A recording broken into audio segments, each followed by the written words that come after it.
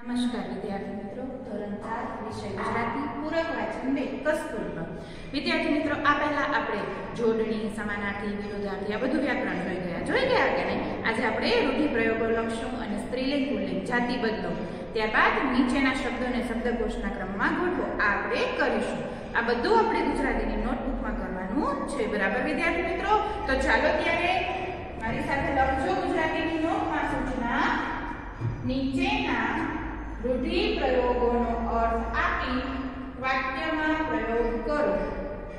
નીચેના રૂઢિપ્રયોગોનો અર્થ આપી વાક્યમાં પ્રયોગ કરો. એમાં પહેલું છે મોખરે રહેવું. મોખરે રહેવું એટલે કે સક્રિય રહેવું, દરેક કાર્યમાં આગળ રહેવું. એનો અર્થ થશે આગળ રહેવું. અને વાક્ય સતીશભાઈ સમાજની દરેક પ્રવૃત્તિમાં મોખરે રહે છે, બરાબર ને વિદ્યાર્થી મિત્રો? ત્યારબાદ બીજું દેહ પડવો એટલે કે મૃત્યુ થવું. વાક્ય આવશે 4મી ઓક્ટોબરે મારા દાદીનો દેહ પડ્યો, બરાબર?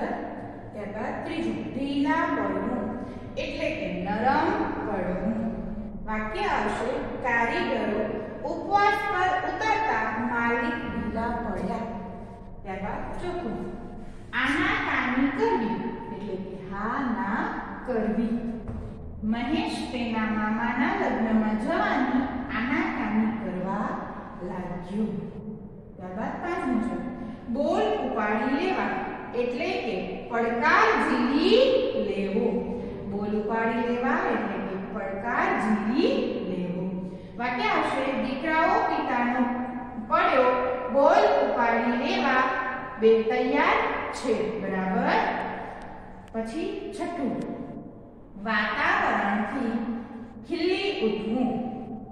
વાતાવરણ ખીલી ઉઠવું. અહીં આવશે અર્થ એનો વાતાવરણ જીવંત બની જવું. વાક્ય આવશે મુખ્યમંત્રીની હાજરીથી સભાનું વાતાવરણ ખીલી ઉઠ્યું. ત્યારબાદ નીચેના શબ્દોની જાતિ બદલો.